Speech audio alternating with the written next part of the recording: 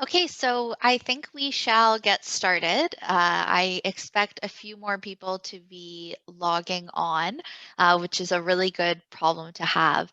My name, for those of you who I haven't met, is Zoe. I work for a company called Intrigue. We've been a West End Home Builders Association member. I believe it's coming up on 3 years now. I am a member and now the chair of the Women in Industry Committee.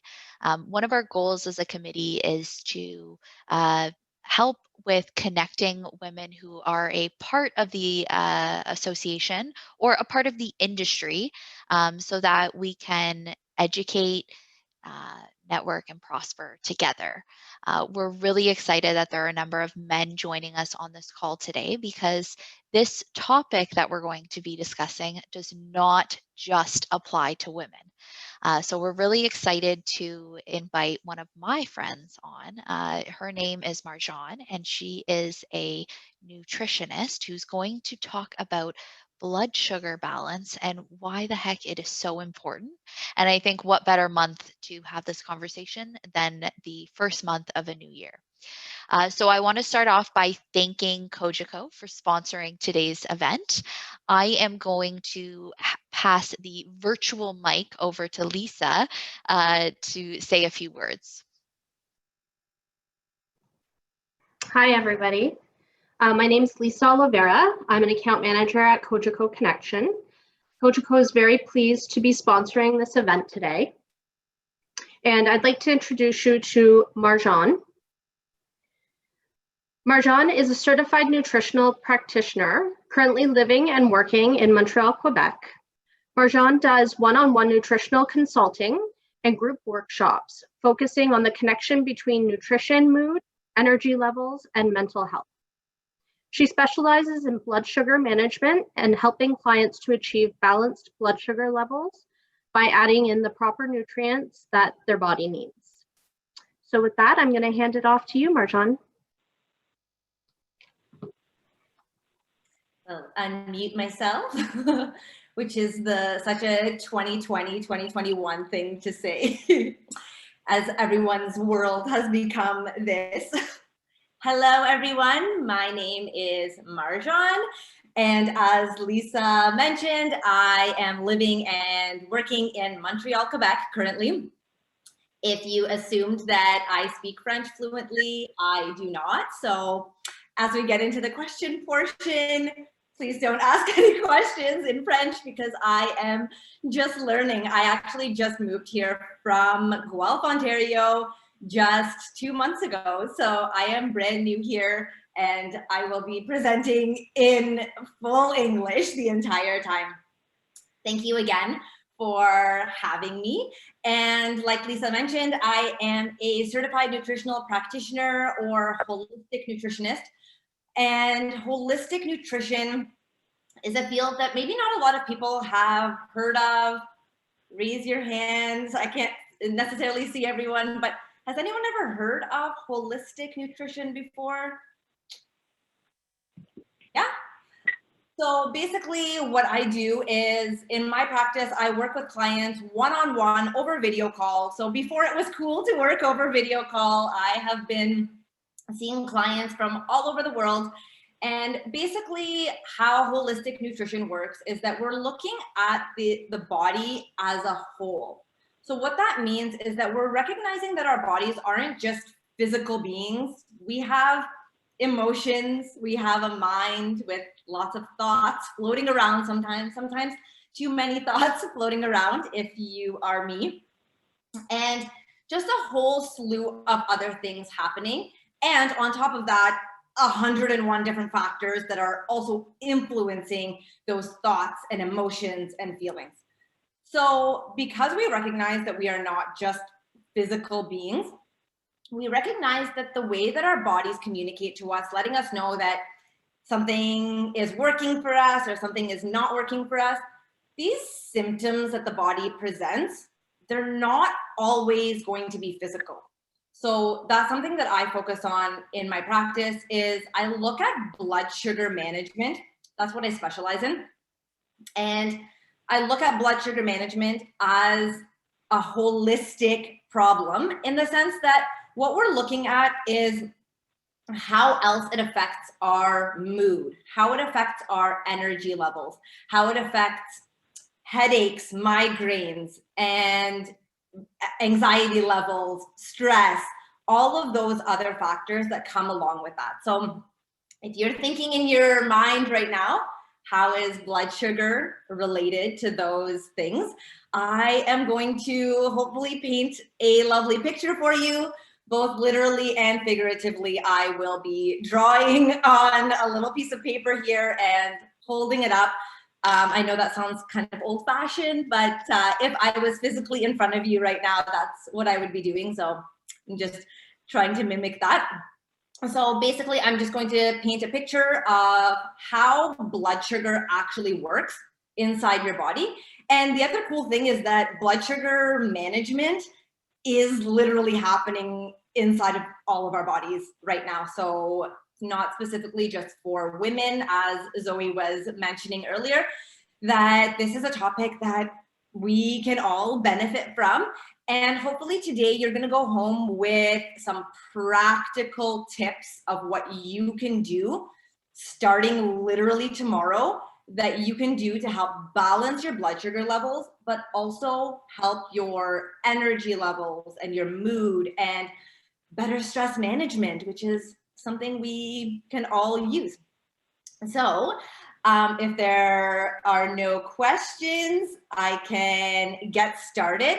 Actually, I was going to do questions at the end. So hopefully you guys can wait until the end. I think we have a chat section. So if something is super urgent and you don't want to forget your question, you can always type it in the chat, and then we can get to it at the end, if that's okay. We're good? Okay, so blood sugar.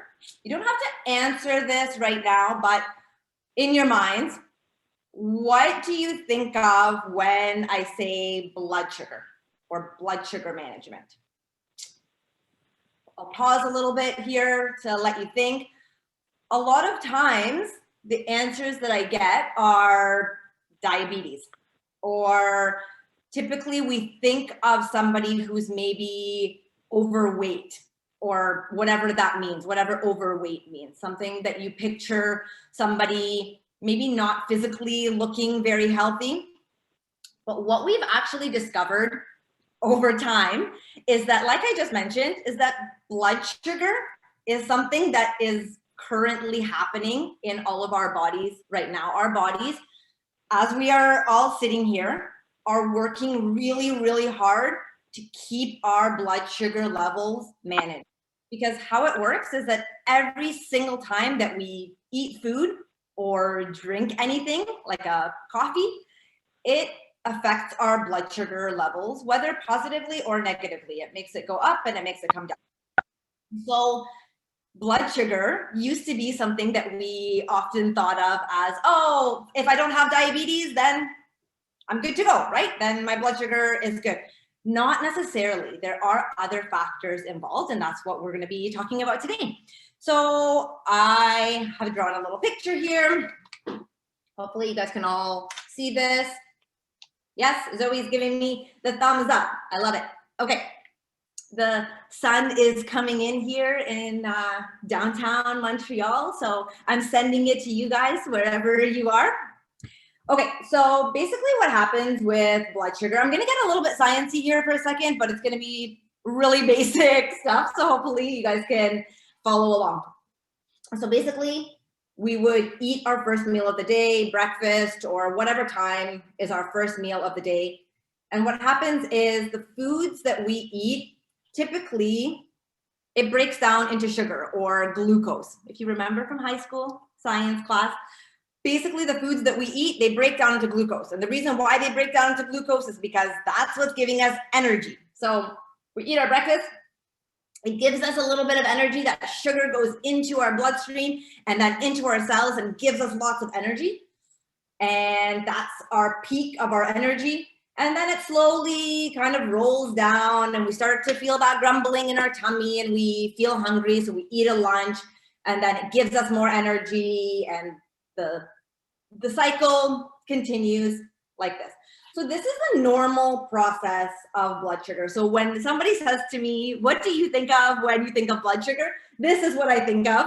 A lot of times people aren't thinking this. A lot of times, like I mentioned, our brains automatically go to diabetes and illness or things like that. So this is the normal process of how blood sugar works. Unfortunately, and fortunately, kind of, in our North American standard diets, typically we eat very high carbohydrate dense foods. And I don't mean to, I'm not going to be labeling any foods as good or bad throughout this presentation, but this is basically our reality. Maybe some of you guys don't eat those types of food, but in general, our main courses are a lot of breads, pastas, rice, and those are all very carbohydrate dense. Again, not good or bad, but very much carbohydrates and not a lot of anything else. So let's imagine you're the average Canadian out there. You're going to go through probably the Starbucks drive-through, grab yourself a coffee and a bagel, let's say. And so that meal is very carbohydrate dense, right? So a bagel is pretty much carbohydrates and not a whole lot of anything else. So what happens in the body when we consume something like that is it provides us with tons and tons of energy at one time. Because it was a lot of carbohydrates, right? So that's a lot of glucose going into your system. It's giving you tons and tons of energy. But what happens is, because it kind of gave us too much energy, the body has to work really, really hard to bring that sugar back down. And so what it does is it releases insulin, gets it to come back down. I won't get super sciencey there. It'll come crashing back down. And so when it comes crashing down, the body actually goes through a period of really, really high stress. Because what happens in this phase is that we have very, very little sugar in our systems, and the body doesn't like that. So the body will release tons and tons of stress hormone. Has anyone ever heard of cortisol? So cortisol is one of our stress hormones, and the body will release that hormone to basically give us a little hint that, hey, things are not good here. We need more energy. And so what that does is it sends a signal to our brain to crave something that's a little bit more carbohydrate dense. So maybe it's now our lunch break, and guess what? We're probably going to go back to Tim Hortons because our cravings are telling us, or our cortisol levels are telling us, that we need something that's going to give us tons of energy really, really quickly. So probably going to go back to Tim Hortons, grab a coffee and maybe a donut to really boost yourself up. And who can imagine what is going to be the next step after that? What do you think is going to happen? It's going to go back up again, right? And so basically what happens is this cycle is going to likely continue down this trajectory. So this was the normal level. The normal level would be you kind of get a little bit of energy from your food. It comes back down, you get more energy from your food. In this case, what happened was it went up way too fast and it came crashing down way too quickly. Unfortunately, the latter one, the spike and the crash, actually happens more often than we think. And that's only because we don't really pay attention to blood sugar as a thing that affects our mood or our anxiety levels. So if you can imagine what is happening, so if this process is happening a lot more often than we realize, which it really is, what can you remember from a time where you experienced a sugar crash? If you remember the last time you experienced a sugar crash, we've all had it, myself included. What were some things that you were feeling on the downward spiral?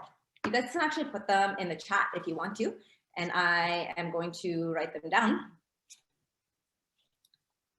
I typically feel really, really super frustrated with the little things when I'm on a blood sugar crash. So I would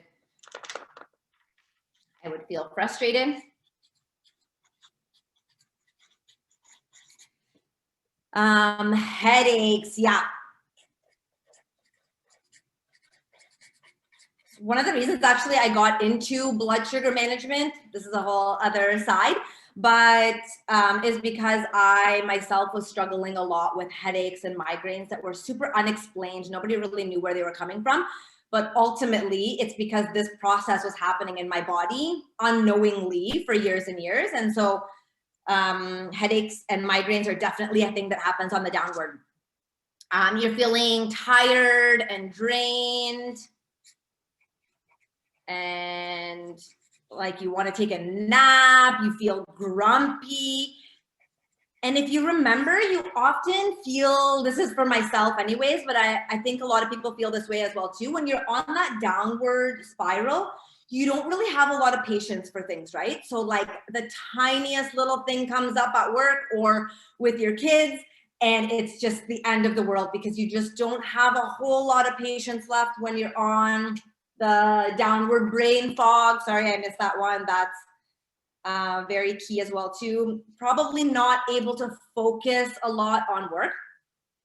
So if we can imagine that a lot of people are going through this every single day, and at every meal of the day basically are going through this, there's no shame in going through this, but it's something that we want to pay attention to. We want to actually look at what is going on, what is causing some of these symptoms to be happening so frequently, and we actually want to start reversing this process back to a nice gradual curve. And the cool part is that it can actually happen that way. We can actually add things in to get to a nice natural curve. So that's kind of the hopeful part of this whole thing. I often hear that people say, oh, well, I struggle with, you know, like having low mood constantly, or I'm anxious all the time, and that's just the way I am, or I don't deal with stress very well, and that's who I am as a person. Not necessarily. I mean, yes, a lot of us could potentially work on those aspects of our personality, but a lot of times, if this is happening multiple times a day and they're missing certain nutrients, then it makes those issues more exacerbated, right? It makes them bigger than they are. So what I'm going to do is draw another little diagram. If there's any questions, I can answer those as well too while I'm drawing this next diagram. Okay, so basically the body works like a barrel. Works like a barrel, looks like a barrel. Picture this as a barrel. So what happens is that in our day-to-day, we are dealing with tons of different stresses coming at us. Sure, you guys can think of 50 different things that you can write here. So our bodies are really, really good at dealing with stresses. We're literally dealing with stresses currently right now inside all of our systems. Our bodies are really good at keeping things level and keeping us alive and well. So there's tons of different factors. There is work stress. There is maybe financial stress, working from home stress, kids, family, relationships.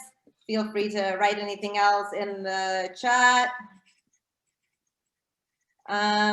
There's also things that we don't think about. There is things like air pollution, for example. There is things that we're breathing in that our bodies have to process. So pollution. There is the fact that we're in a pandemic. That's something I didn't think that I would have to write in in this barrel, but it is our current reality.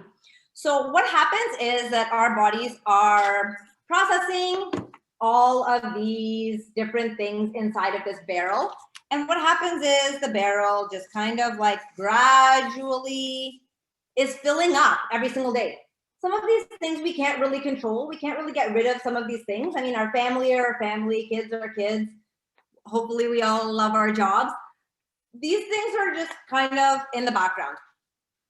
If you remember from the graph, what happens every single time that our blood sugar levels drop really drastically and we go through that crash in blood sugar, if you remember, something that is released every single time is cortisol. Cortisol is our stress hormone. It's telling our bodies that, hey, we're in fight or flight mode. If you guys remember that from any science classes you've taken, our bodies tell us, hey, we need to do something here. We're in panic mode. So if every time that we eat food, this is happening, this super high energy, this crash, and then stress hormone, and then super high energy, and the crash, and then stress hormone is constantly happening throughout the day, then by that logic, we can add that into our barrel. So one of the things that actually causes us stress in our day-to-day is food or blood sugar, right? Blood sugar ups and downs are actually also contributing to all of these different factors. So when you look at the body like a barrel, all of these things are just kind of being processed, but eventually with all of the different stresses, things are going to start to overflow a little bit. I'm not doing a very good job with this diagram here, so hopefully you guys are picturing something better in your minds. So the barrel is going to eventually overflow. So like I mentioned, some of these things we just can't do a lot about. We're not going to get rid of our kids. We are probably not going to quit our jobs. Like if we don't like our job, or if we're not having a good time with our boss, we're probably not going to quit tomorrow. But there are things on this list that we can start knocking off. And one of those things is working on our blood sugar. So as I just mentioned, blood sugar can actually be balanced out. We just don't talk about it a lot in our society. But something that we want to start crossing off this list so we don't cause the body any added stress is going to be taking off food from that list. So, as I mentioned in the beginning, pretty much everything that we eat breaks down into sugar, right? That's kind of the natural process of how things happen. Sugar is giving us energy. But there are things that do not break down into sugar. Does anyone know what those categories of foods are? You can write it in the chat if you do know what that is. So most things that we eat, pretty much every time we have a meal, ultimately it breaks down into sugar. But there are, yes, good one, guys. So proteins and fats, yeah. So something that's often missing from our diets, not because there is a lack of these things, but because we just don't readily think to add these things, is proteins and fats.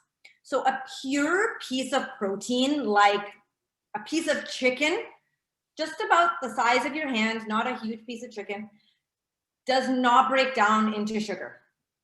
An oil or a fat, so like extra virgin olive oil, that does not break down into sugar. So if you think about it in terms of this graph, if something doesn't break down into sugar, it's not contributing to this up and down. So it's actually helping to lower the amount of sugar. It's helping to kind of displace the amount of sugar and making this not go up so high. So what we want to do, so going back to the example of going through the Tim Hortons drive-thru, you're having a coffee and a bagel. What we want to do is not label foods as good or bad and, oh, we're going to cut out bagels and carbs for the rest of our lives. But what we actually want to start getting really good at is being our own nutritionists looking down at our plates. Where's the protein in this plate? Where is the fat source that is going to help to level that out? And where is there some fiber that is also going to kind of help slow that curve down? So one of the big ones that is often missing in this curve is a protein source. So something that I often recommend is really starting your day with eggs or anything else that is a protein source that is going to actually keep you satiated for until your next meal. And we also want to start adding in some healthy fats as well too, to keep us full for longer. A common thing that we used to think of in the past, if anyone was alive in the 80s and 90s in this group, something that people used to often say about nutrition is we want to be eating every hour on the hour, basically, right? Like you want to be eating all throughout the day so that we keep our metabolism going and we all like look super fit and super healthy. But the reality is every single time that we eat food, it actually impacts this. We don't want to be constantly going up and down. What we actually want to be doing instead, especially when it comes to our energy levels and our focus and our mental health in general, we don't want this up and down constantly affecting us. What we want to do instead is have a whole balanced meal, feel super satiated, feel nice and energized until we feel hungry for our next meal. And then same thing, another full balanced meal that is going to kind of keep us going for the next one. So we actually don't want to be constantly snacking throughout the day because that's just kind of causing this up and down. And as we talked about before, that up and down is actually what's affecting our mood and our stress levels and our anxiety and depression and all of those things, right? Because like we talked about, when it's coming on that downward spiral, all of those emotions come up and we feel super short fused and we feel super frustrated with the little things. We don't want to constantly be in that up and down. We want to be looking at our meals and having a whole balanced meal. We have a question here. Oh, okay. Thank you, Zoe. Okay. I had a couple people asking me, so I felt like I should put it in now, just in case people want to stay connected. Yes, please feel free to stay connected with me through my website or through my blog. So I will wrap up with some examples that I have of actual concrete things that you can start your day with, starting tomorrow or starting today if you haven't had breakfast yet. Basically, something that I love to start with is a hot water and lemon. Anyone else ever do that? Or anyone else ever heard of that being kind of like a trendy thing these days? Yeah. Or apple cider vinegar. Some people like to start with a shot of apple cider vinegar. Yes, every morning. Okay, cool. So basically, what a lot of people don't know is that some of the benefits of either of those things, lemon or apple cider vinegar or even lime. In my case, I have a lime today. I am out of lemons. So basically what happens is, despite the fact that these are actually acidic in nature, like something that's sour is considered acidic, once it actually goes into our bodies, it actually forms an alkaline environment. Won't get into that whole thing right now. That's a whole other science project. But what happens when our insides are a little bit more alkaline is that, first off, it helps to digest our food better. We want to digest our food so that it turns into tiny little particles and it actually goes into our cells and it actually does what it's supposed to do. So it forms that alkaline environment. But what happens when we have more of an alkaline environment is we tend to crave less of the sugary, sweet things, and we tend to crave more greens and vegetables and more whole foods. So that's something really super simple and easy that everyone can start with in the mornings. Just a cup about this size is good. And then I use the juice of about half of a lemon or a lime. You want it to actually taste sour for you. So if a little bit less tastes sour for you, that's all good as well too. You want it to taste sour for you because that sour taste, you can even just imagine it right now. Imagine yourself biting into a lemon, but don't actually do it because it's really bad for your teeth. My dentist was very sad to hear me talk about this once. So picture yourself biting into a lemon. It gets saliva going, right? It gets our digestive system going in the mornings.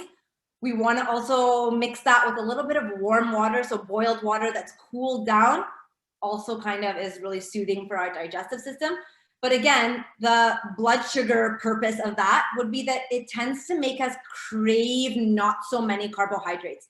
So if you remember from this graph, one of the reasons why a lot of us in North America in general, why we crave a lot of carbohydrates is because we're eating a lot of carbohydrates, right? Like a lot of our meals are really, really carbohydrate dense. And so when this cycle is constantly happening, it's making us naturally crave more sugar.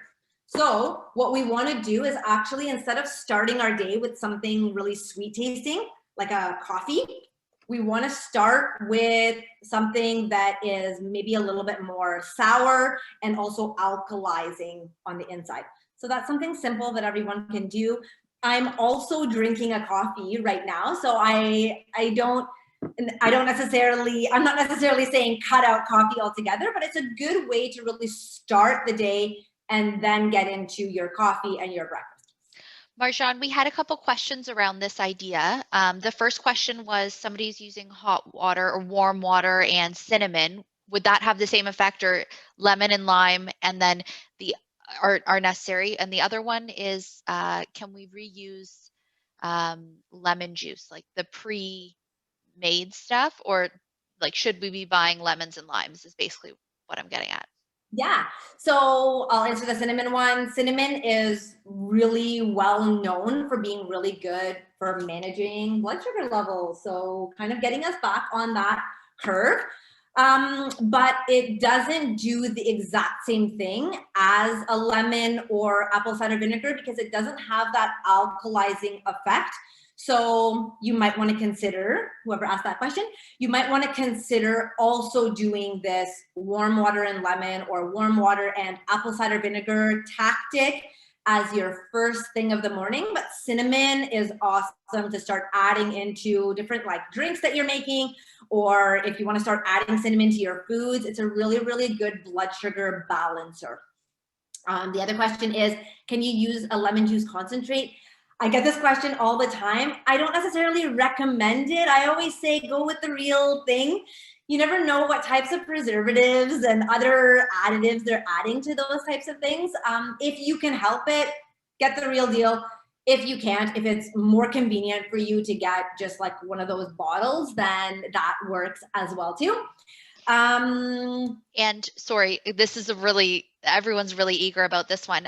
Does time of day matter? So if you drink this in the morning versus the evening, and then is there a wait time if you do drink this in the morning before maybe you would recommend, having that coffee or having that breakfast?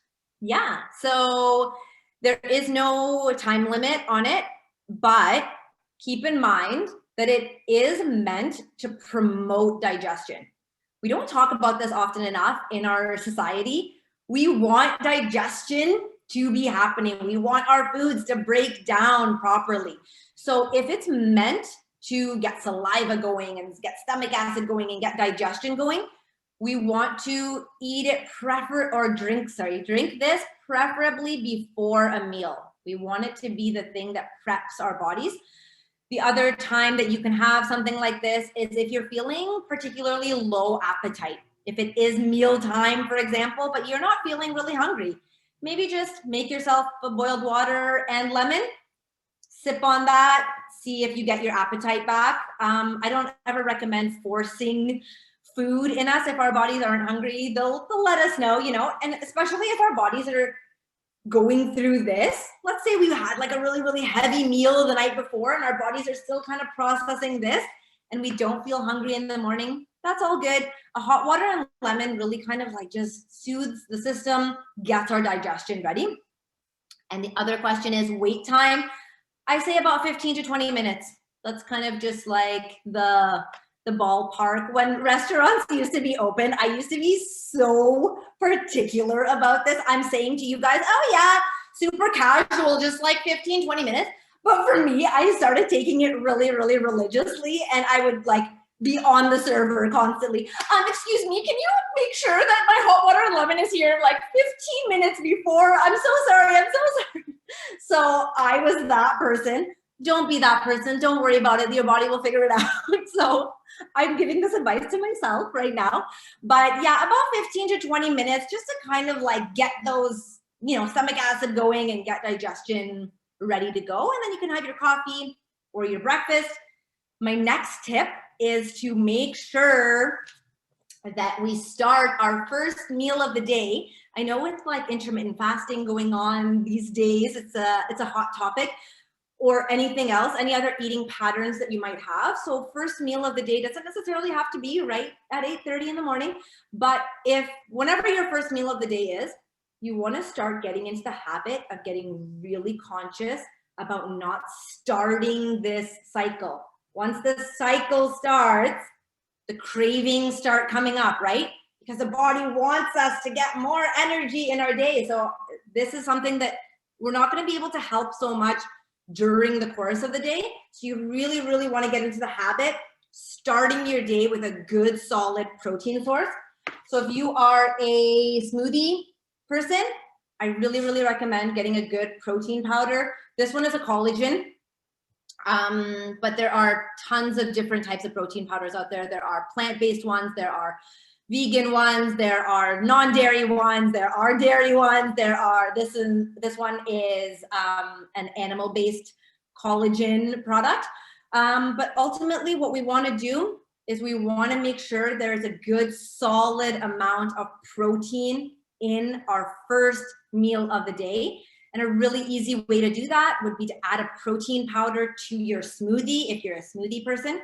If you're not a smoothie person, if you're having eggs and toast and maybe a couple of slices of avocado, there's your protein, your fats, and your fiber from the toast. So you want to just start getting mindful about, is there a protein source in this meal? Is it going to keep me nice and stable energy throughout the day? We want to be on this energy curve, the pink one, because that's what's going to keep us kind of focused during the day, right? We're at work.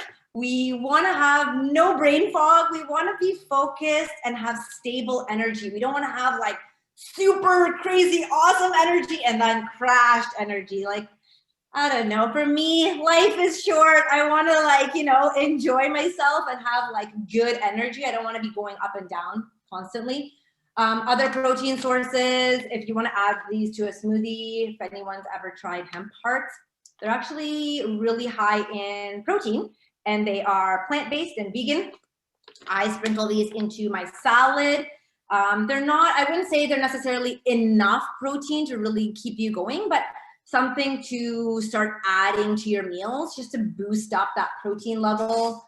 This, I don't know if you can see it, but they are unshelled pumpkin seeds. I usually get them from the bulk section of a health food store. So Goodness Me is my favorite health food store in the Southwestern Ontario area. This is not an advertisement. I'm like doing a little plug here. I actually used to work there, so I'm feeling somewhat nostalgic right now. But I usually get pumpkin seeds and just start sprinkling those into your foods. Marjan, Jackie asked if beans can be a good protein source, and is that something to consider as a good source in the morning? Yeah, for sure. The only reason I didn't mention it is because people don't typically think of beans as a morning food. But yeah, beans, lentils, chickpeas, those are all great sources of protein to start adding to all of your meals. If breakfast is your preference, that is great too. We're specifically right now talking about breakfast only because it's the start of that trajectory, right? So when you think about how blood sugar works, you want to start on a good note. But yeah, beans are awesome. I also have a blood sugar management guide that I have written. It's only a quick 30 pages of everything that we just talked about right now. And basically within the book, I have a list of different types of proteins and their different amounts as well too. We want to aim for about 20 grams of protein. And I don't like to really like put numbers on things. I don't like to talk about calories, and I don't like to talk about the number of grams of things because everyone's body is so different. But what we have noticed when it comes to blood sugar balance, on average, we want to look at about 20 grams of protein. So like I mentioned, hemp hearts, really, really high in protein, but they're only about 10 grams of protein per serving, which is 3 tablespoons. So you want to start kind of, if you're living more of a plant-based diet, you want to start playing around with some of this stuff. Maybe add some pumpkin seeds, maybe add some hemp hearts, maybe add some beans, get a nice well-rounded amount of protein. With animal proteins, unfortunately, it's a little bit easier to get to that 20 grams. A piece of chicken about the palm of your hand is about 20 grams. A scoop of protein powder is about 20 grams. So it becomes easier as you go along, but you want to start being mindful of getting like a good amount of protein, especially in your first meal of the day. And then Tara had a question around the breakdown of an ideal diet. So it kind of sounds like, or would you say prefer the high fat, good fats, and protein diet with limited carbohydrates throughout the day? Or like, how do you kind of answer that question? Yeah, that's it's a very individualistic question. So how I answer that with the clients that I work with. So how I do it is when I work with a client, I work with them over a course of 2 months. So we really, really zone in on all of this stuff. And the point of working with a client over the course of 2 months is to really get them to start paying attention to their own symptoms. So what that means is I want to know, how hungry do you feel during the day? Do you actually feel satiated by your meals? Do you feel low energy or sudden crashes in energy throughout the day?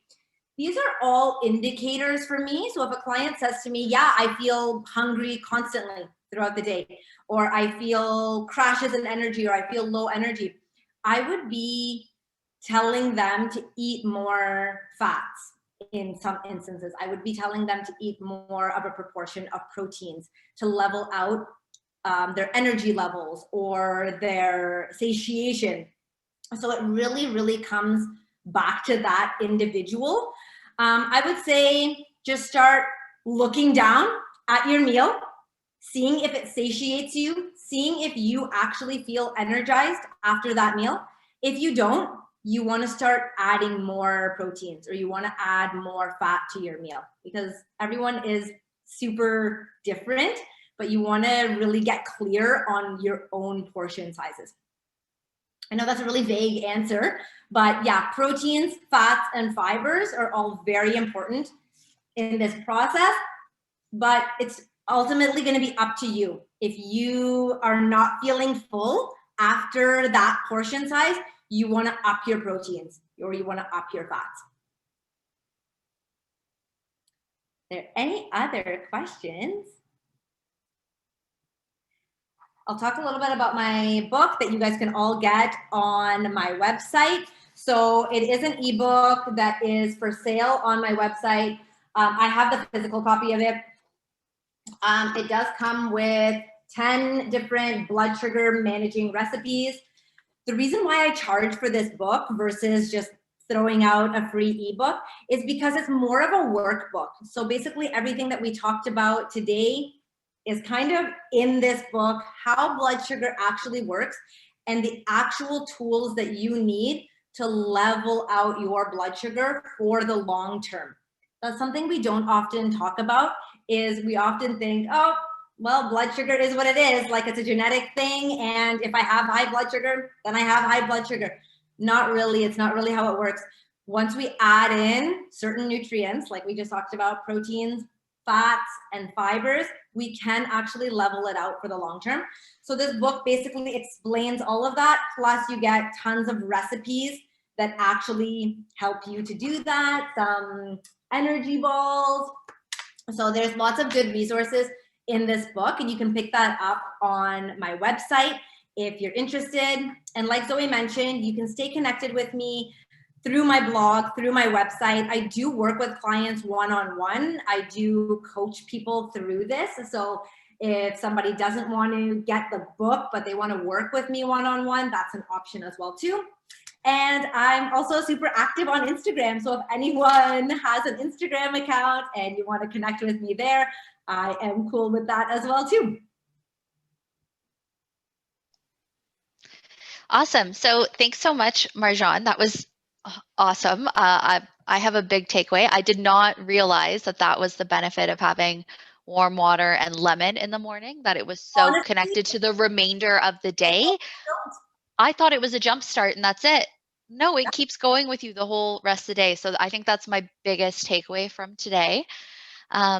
I will now open the floor. If anybody has any questions that were not answered in her presentation or did not come up, now would be a good time. We have about 5 minutes to go through them before we wrap up. You can come off mute or you can put it in the chat. It's completely up to you. Ooh, that's a good one. You know what? I actually do recommend, and this is something that I'm actually focusing on myself right now, something that I'm struggling with over my move to Montreal, is that my eating patterns got all skewed up. But ultimately, our bodies really, really do well with taking frequent breaks. So one of the reasons why I mentioned we want to start eating more satiating meals to keep us going for longer so that we don't have this happening all day long. Same thing happens at night. Our bodies are really repairing things. They're really kind of just leveling out blood sugar. They are managing our hormones. They're just resting and getting ready for the next day. So we really don't want to be introducing food late at night. So when we introduce food, what happens is our bodies are working. And our bodies will do that. Like, our bodies are really good at figuring all that out. But ultimately, in order to actually have good energy levels during the day and to really have balanced hormones and balanced blood sugar even, we want to really, really give our bodies that rest period. So yeah, I would say like around 8 or 9 at night is when I myself want to stop eating and just really give my body that break. And what about consuming water? Like, can we consume water essentially whenever we want, or should that also stop around 8 or 9? No, I would say drink as much water as you possibly can. Really, really good for leveling things out and really good for keeping our energy levels really stable as well too. So yeah, unless, I mean, if you have an issue with waking up in the middle of the night, going to the washroom, maybe you can be your own expert on that. But yeah, throughout the day, we really, really want to stay hydrated. Something that a lot of people don't think of, and I brought this on with me, is some pink salt or some sea salt. Sea salt and pink salt, not table salt, but real rock salts from the earth, actually contain a lot of minerals. So if you're finding that the water that you're drinking is really just kind of flushing through you, something that you want to start adding to your meals for more mineral content is just a little crackle of some pink salt or some sea salt.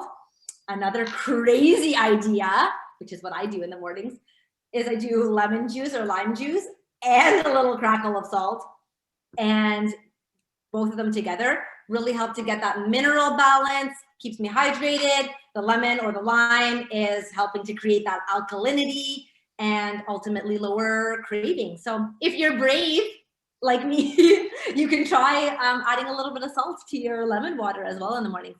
It'll keep us hydrated for longer. It somehow holds on to water a little bit longer. Very cool. Very cool. Does anyone else have any questions? I have a question. Yeah. So we've in our house, we've experimented with going low carb or no carb for a period of time, and compensated, like some of the recommendations have been to compensate with some electrolytes and other sorts of minerals. I'm not totally sure what's the whole deal is there. So I'm just curious on your thoughts on like what happens there if you really reduce your carbs and just go fats and vegetables and all those kinds of things. The electrolyte side of things, we haven't even touched on it, so I don't know if I'm kind of hitting us in a like total rabbit trail at the end of the morning. But it actually goes back to this whole pink salt thing, is that a lot of us just aren't getting enough electrolytes and minerals. So minerals are electrolytes as well. So what happens is a lot of us, especially if we're eating less boxed foods and processed foods, which is what we want to be eating. We want to be eating more whole foods. A lot of times we're actually missing those electrolytes and those minerals. From our vegetables and that kind of stuff, we are actually getting a decent amount of sugar, carbohydrates, I should say, that are keeping this system going. So as long as you're feeling satiated and energized from your meals, you can keep that system going on. But I would really recommend introducing a pink salt or some sort of electrolyte to your actual meals. So that's where you would get those minerals from.